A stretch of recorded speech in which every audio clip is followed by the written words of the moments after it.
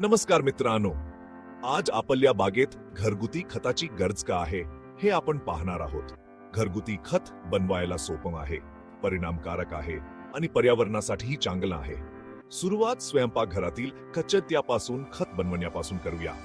भाजीपालाची सालन, फळांचे तुकडे, चहाची पाती आणि जेवणाचे उरलेले भाग गोळा करा. सर्व थरामध्ये एका भांड्यात मातीचे टाका. आठवड्यातून एकदा डबरा आणि मते सेजान आठवड्यात बघा.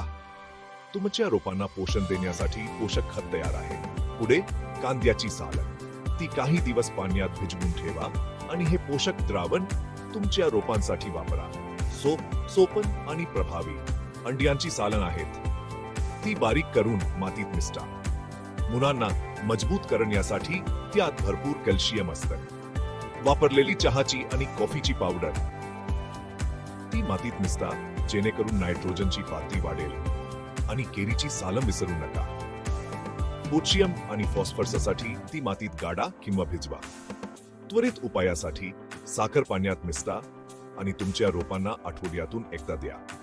तात्काळ ऊर्जेचा डोस बघा ना. घरच्या घरी नैसर्गिक खत तयार करण्याचे सोपे मार्ग. बागकामाचा आनंद घ्या.